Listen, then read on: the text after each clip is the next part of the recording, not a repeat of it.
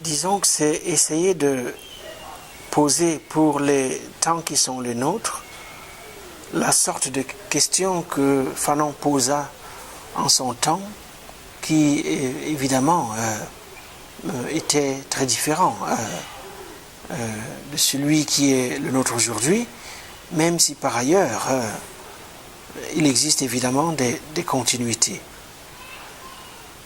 L'objet du livre consistait à s'interroger sur ce que j'appelle la relation d'inimitié, qui est une expression qui est en elle-même un paradoxe. L'objet du livre était de réfléchir sur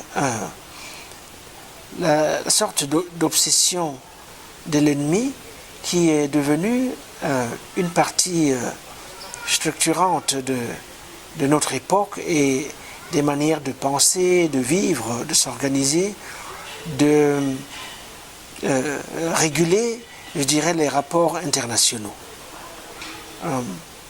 Et donc, il fallait, dans cette démarche, s'interroger justement sur ce qui reste de la démocratie ou de la forme démocratique à une époque où la question de la décision à la Schmitt semble avoir pris le dessus sur toute autre question possible.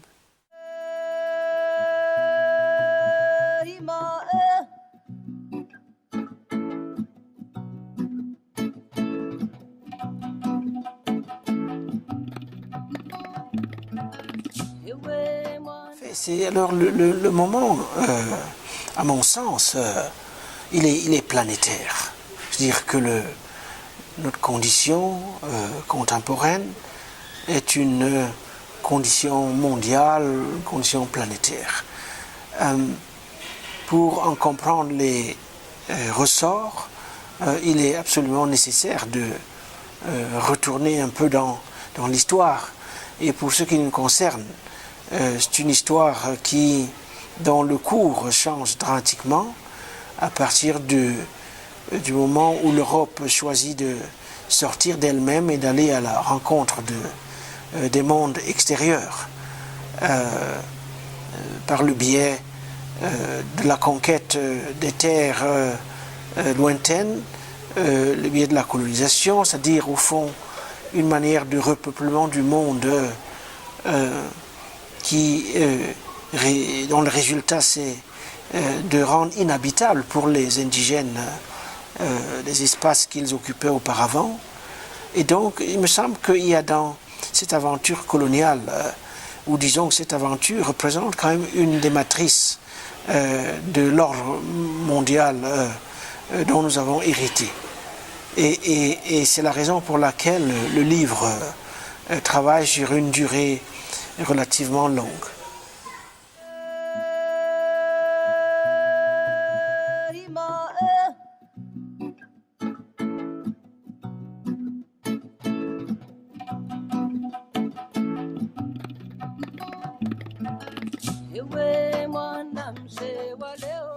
Disons, peut-être pas anéantissement, mais enfin, expropriation à la fois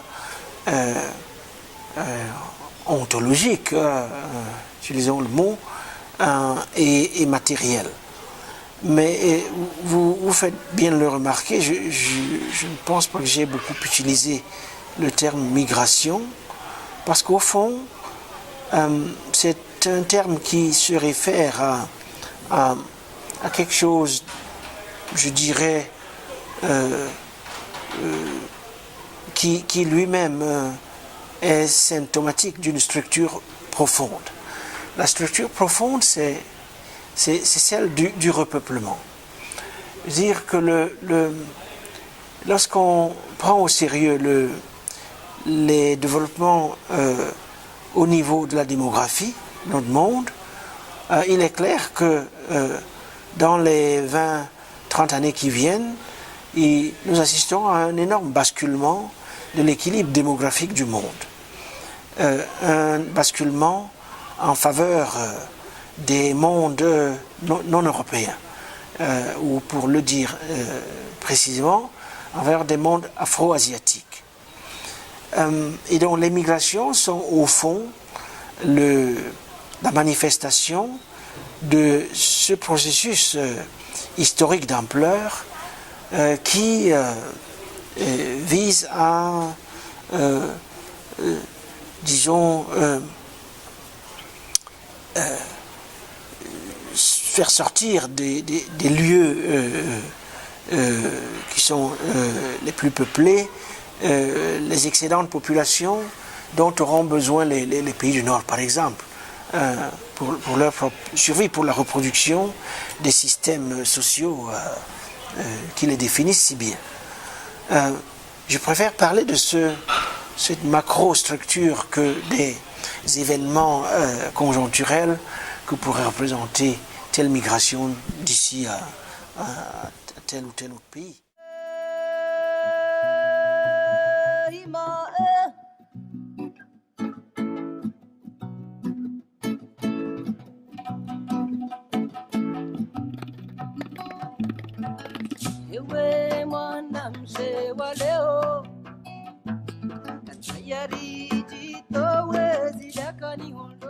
La frontière dans l'histoire de l'Afrique était quelque chose de fondamentalement instable.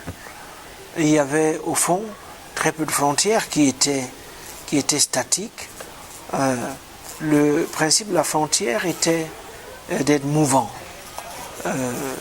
Et donc ce principe de la mobilité, de la circulation, de la transhumance et de l'itinérance me paraît d'ailleurs être le trait typique de ces sociétés. Des sociétés qui se forment dans le mouvement et dans l'instabilité et dans la composition. Alors, avec la colonisation, on assiste à une rigidification des frontières dans la mesure où, couplée à la logique de l'État-nation, la frontière sert désormais à rendre possible les opérations grâce auxquelles l'État-nation exerce un contrôle sur un territoire précis, détient le monopole de l'extraction des impôts et éventuellement de l'exploitation des ressources du sol et du sous-sol de ce territoire. Et donc les frontières, à partir de ce moment-là, deviennent des lieux de contrôle au service du pouvoir d'État. Et ce que l'on observe aujourd'hui, dans le contexte de guerre généralisée et de l'état d'exception qui caractérise notre monde, ce à quoi on assiste, c'est quand même à une militarisation des frontières qui sont devenues non plus exactement des lieux d'échange et d'interconnexion, mais presque des lieux où les intrus, ceux dont on ne veut pas, trouvent leur fin. C'est une des raisons pour lesquelles, par exemple, la Méditerranée est devenue l'espèce de fosse commune qu'elle est aujourd'hui.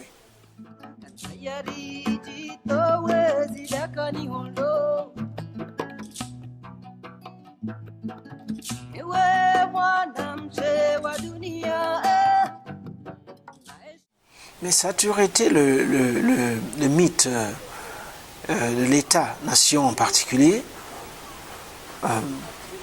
C'était le cas à l'époque de la colonisation.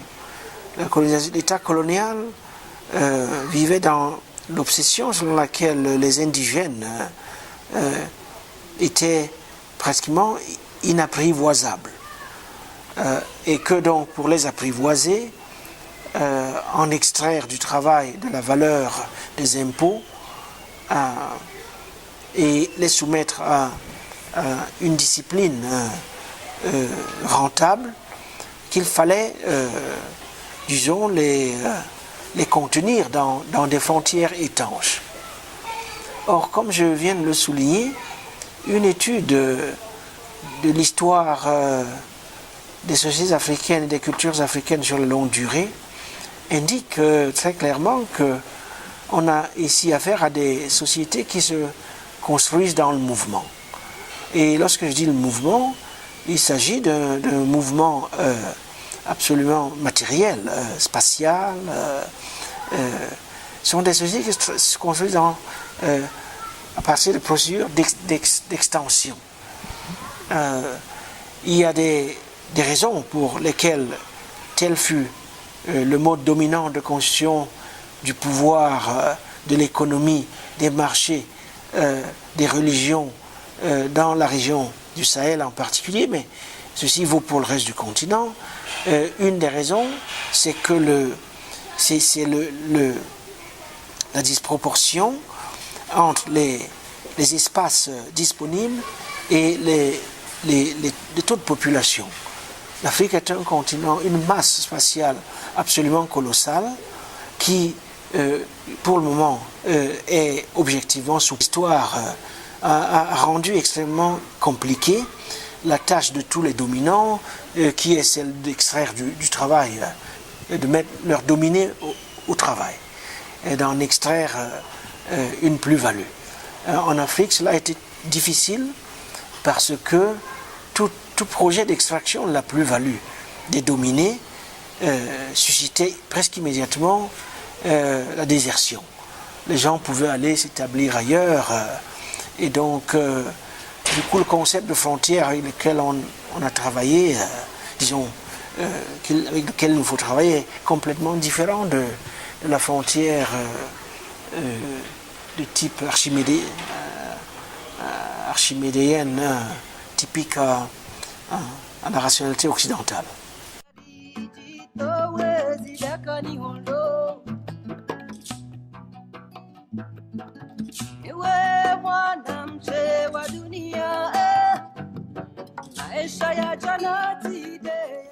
Il nous faut repenser au moins trois ou quatre choses. Il nous faut repenser le modèle des frontières hérité de la colonisation. On peut comprendre, avec le recul du temps et en étant un tant soit peu généreux, qu'en 1963, les dirigeants africains aient conclu que peut-être pour avoir la paix, il valait mieux ne pas y toucher. Mais clairement, près de 60 ans plus tard, il me semble qu'il est évident que le prix payé par les peuples africains pour le maintien des frontières et de la colonisation, ce prix, il est bien plus élevé que celui qu'ils paieraient éventuellement si on arrivait à un autre type d'arrangement spatial. Il n'est pas possible que les Africains soient pénalisés doublement. D'un côté, personne ne veut d'eux hors du continent. L'autre, ils ne peuvent pas bouger chez eux-mêmes. Et au fond, ma conviction est que le futur de l'Afrique parviendra à se constituer comme son centre propre, sa propre puissance, à condition qu'elle devienne un vaste espace de circulation. Et donc, de ce point de vue, je crois qu'il y a beaucoup de marge de réflexion nouvelle sur la question des frontières. La même chose vaut pour le concept d'État-nation. Le concept d'État-nation repose sur une différence principielle entre ceux du dedans et ceux du dehors. Et d'ailleurs, la démocratie libérale, elle aussi, qui elle-même est calquée, ou en tout cas est au service de cette forme étatique. À l'heure où il devient extrêmement compliqué de dire qui est dedans, qui est dehors, il me semble que la forme État-nation ne correspond plus tout à fait au mouvement du monde. Et que, en tout cas pour nous autres en Afrique, nous ne gagnons pas grand-chose à reproduire ce modèle.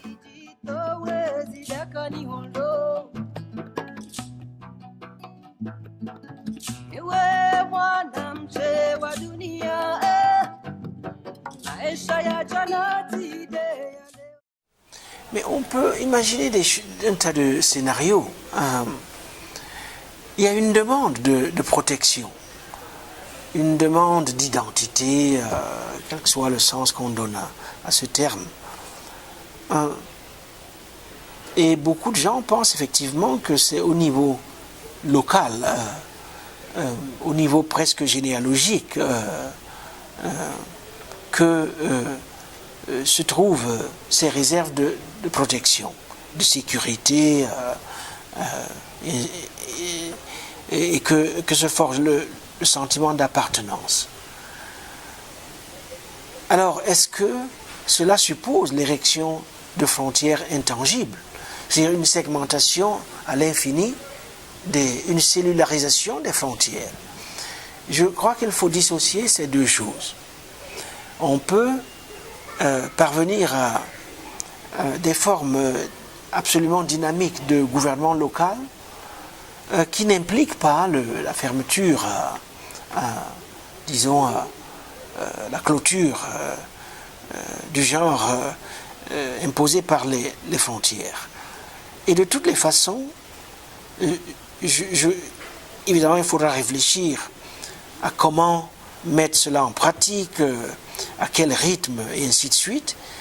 Mais je crois que si l'Afrique doit jouer un rôle dans le monde actuel, si elle doit se hisser à hauteur du monde, elle ne pourra pas le faire à partir d'une multitude d'États croupillons qui sont par définition absolument vulnérables et pèsent très peu sur l'arène internationale.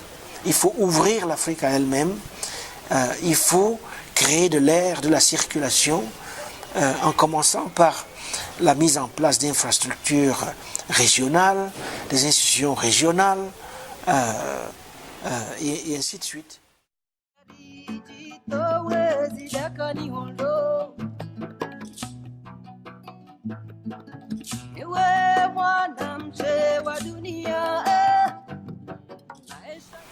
Disons, c'est une question extrêmement complexe qu'il faudrait examiner à plusieurs niveaux.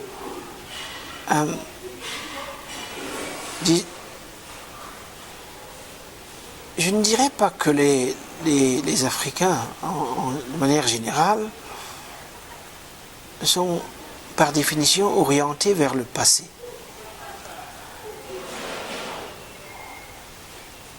J'ai l'impression que il y a des cas où la constitution du temps emprunte à des paramètres multiples. Le passé dans le présent dans l'avenir, l'avenir dans le passé, et que ce sont ces enchevêtrements temporels qu'il faudrait peut-être interroger, parce qu'il y en a qui sont porteurs de potentialité et d'autres qui nous condamnent à la répétition, sans aucune différence. Et donc, j'aborderai la question sous éventuellement cet angle-là. Mais d'autre part, il y a quand même une série de forces globales et transnationales. L'ère du néolibéralisme, c'est quand même une ère dont le propre est de segmenter le temps et de privilégier l'instant par rapport à toute idée de futur. Et donc, cette domination d'une perspective instantanéiste du temps, qui est promue par à la fois le système économique mondial sous sa forme néolibérale, mais aussi l'ensemble des nouvelles technologies et des nouveaux médias qui structurent notre existence, tout cela a un impact, j'imagine, sur les conceptions contemporaines du temps en Afrique. Mais c'est une question extrêmement compliquée qui exige une analyse peut-être un peu plus raffinée.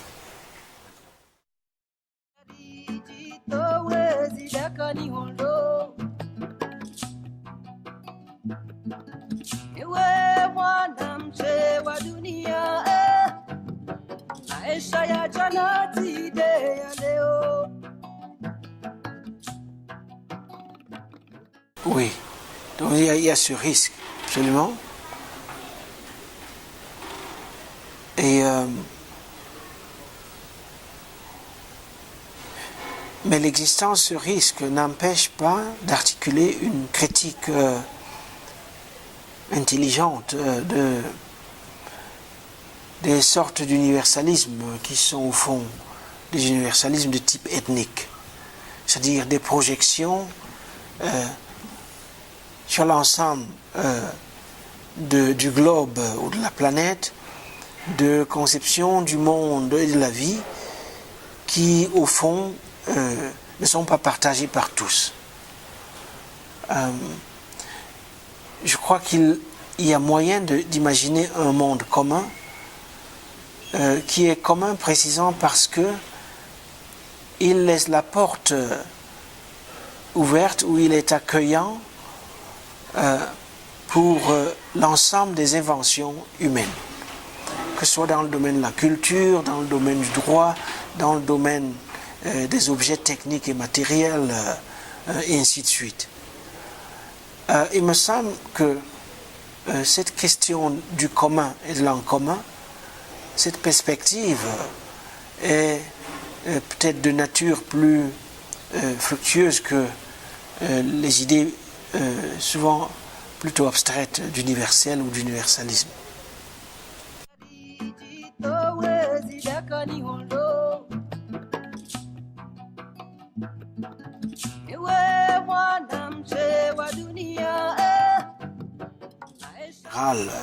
Estime que la grande affaire, c'est on est rentré dans une phase de l'histoire de l'humanité qui est tout à fait semblable à l'état de nature, où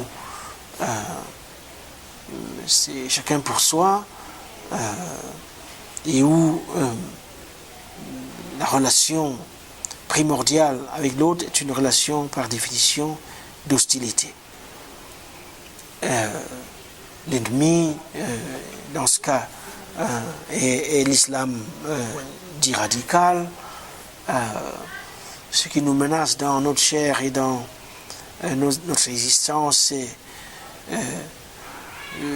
sont les étrangers, les migrants, les intrus. La base de la citoyenneté, c'est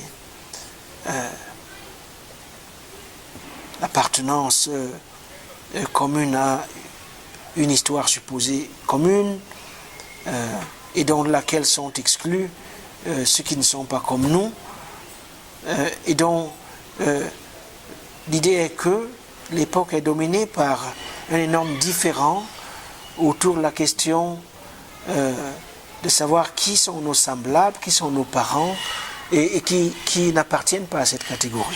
Quels sont ceux qui sont exclus de ces catégories. L'idée est également que les sociétés d'Occident subiraient une espèce de guerre aveugle menée contre leurs principes, les principes qui régissent leur existence, que le conflit qui nous oppose aux autres est existentiel. On ne peut pas, il n'y a pas de place pour la négociation, il n'y a de place que pour l'éradication des ennemis. Et donc c'est tout cela qui me pousse à énoncer la phrase à laquelle vous faites référence, et qui suggère que la guerre est devenue un peu comme le sacrement de notre époque.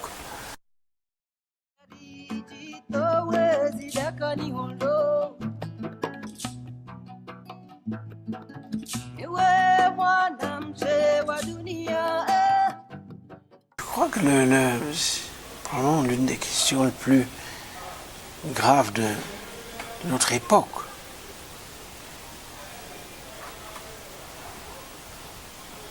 Il y a un certain nombre de conflits menés au nom de toutes sortes d'idéologies qui, dans leur principe même, rendent toute négociation pratiquement impossible. C'est-à-dire que ce sont des conflits porteurs de demandes que l'on ne peut pas, auxquelles il est extrêmement difficile d'accéder. Disons des demandes qu'il est extrêmement difficile d'honorer. Appelons-les des demandes impossibles. Et ce à quoi on assiste depuis, je dirais, le dernier quart du XXe siècle, c'est la prolifération de ces sortes de conflits animés par des demandes impossibles. Parce que honorer ces demandes impliquerait soit une capitulation totale, sans réserve, ou une renonciation radicale à un certain nombre de choses que l'on avait considérées jusqu'à présent comme indispensables pour construire et développer des sociétés humaines. C'est-à-dire des sociétés dans lesquelles je peux reconnaître dans le visage d'autrui mon propre visage. Des sociétés où le soin, la politique du soin l'emporte sur la politique, sur la volonté de tuer. Et donc, si tel est le cas, il apparaît dès lors que la sorte de socle moral à partir duquel on réglait jusque-là des conflits meurtriers, ce socle moral, il n'est plus adapté à cette nouvelle forme de l'hostilité. Et que, par conséquent, seule la mise à mort de l'un des protagonistes est de nature à réouvrir, disons, ce type de possibilité. C'est une conclusion très pessimiste, difficile à contempler, mais je crois que donner la mort dans l'histoire de la démocratie a été, disons, un élément qui a conditionné la survie de cette démocratie. Qu'à un moment donné, la démocratie doit donner la mort, dans quelles conditions, avec quelles restrictions, pour quel but.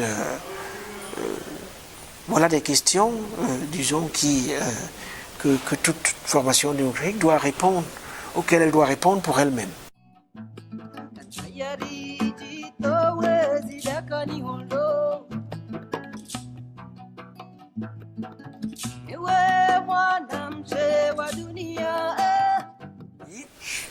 Fanon, il expose, il dénonce, il analyse, mais en même temps, il propose, il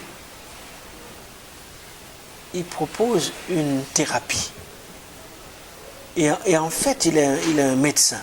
En fait, il passe une grande partie de sa vie d'adulte à soigner actuellement des gens frappés par les sortes de malheurs que l'on vient d'évoquer.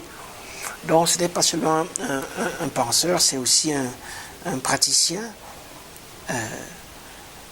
Et donc d'une politique que l'on pourrait appeler la politique du soin.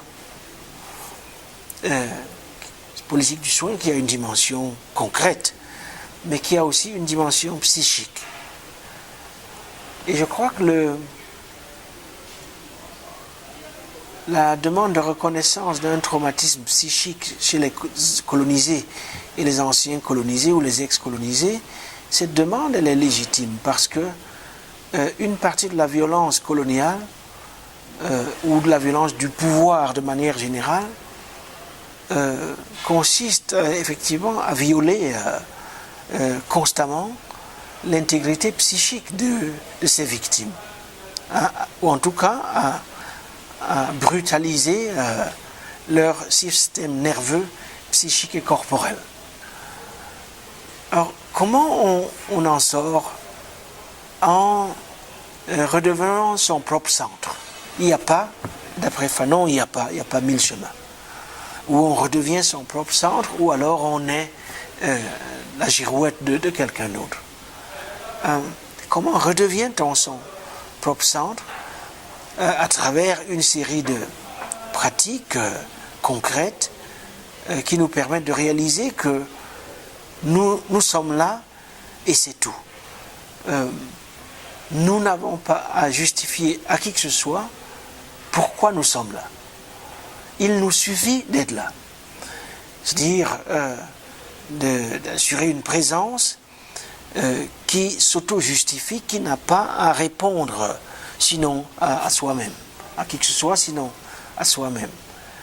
Et donc c'est le passage à cette attitude, à cette espèce de disposition, parce que c'est une disposition, c'est ce passage qu'il faut accompagner, qu'il faut inventer à travers une série d'interventions, surtout sur le niveau symbolique. Une nouvelle pratique symbolique est nécessaire pour soigner les traumatismes du genre dont on parle.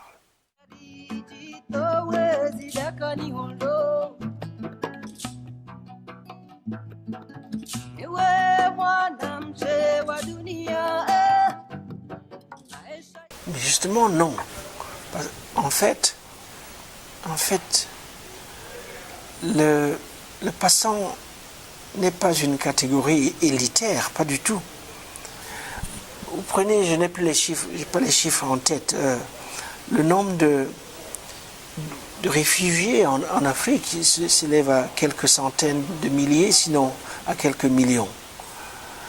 Les réfugiés, ce sont des gens qui sont en route vers une destination qui n'est jamais certaine, ouverte à l'incertitude. Dans notre histoire, au fond, comme je le suggérais au début, la spécificité a été de négocier avec les longues distances. Nous sommes des cultures de la longue distance, des flux qui viennent de l'extérieur, qu'il faut domestiquer, qu'il faut capter, qu'il faut réorienter, reprojeter vers nos propres objectifs, mais aussi des dizaines de millions de gens qui ont été exportés, par exemple, à la faveur de la traite des esclaves. Et donc, cette histoire d'arrachement permanent, perpétuel, arrachement à une origine, voilà un des traits constitutifs de nos identités. Et ce n'est pas une affaire d'élites qui prennent l'avion et qui passent des nuits dans des hôtels et se font servir par des domestiques. C'est la condition même de la plupart des gens ordinaires chez nous. Que ce soit dans les villes, sur des petites distances, ou à travers l'économie informelle, où les gens passent leur journée à marcher, à aller récupérer des objets recyclables, comme je le vois à Johannesburg, des kilomètres par jour, passer d'un endroit à l'autre. Mais aussi, c'est aussi quelque chose d'assez fondamental, en tout cas de mon point de vue, Parce qu'au fond, qui sommes-nous? Nous sommes des gens qui n'ont pas choisi de naître. Cette décision ne nous appartient pas. C'est quelqu'un d'autre, quelques autres personnes qui ont pris cette décision. Nous ne choisissons pas nos parents, nous ne choisissons pas le lieu de notre naissance. Nous pouvons peut-être, mais nous pouvons choisir notre mort et encore. Et de toutes les manières, nous ne sommes là que de façon transitoire. C'est-à-dire que le propre de l'homme, c'est de passer. Et donc, si on prend au sérieux cette dimension, je dirais, philosophique, métaphysique, la question qui se pose donc est de savoir comment assumer cette condition dans des conditions institutionnelles qui font place à tous. Et donc, quand j'évoque l'idée du passant, ce que j'ai à l'esprit, ce sont des conditions qui feraient en sorte que ce monde qui est le seul que nous ayons soit un monde qui fasse place à tous. Au regard du fait que nous sommes tous vraiment de passage et que le monde continuera longtemps après nous et que cela ne relève pas de la fiction.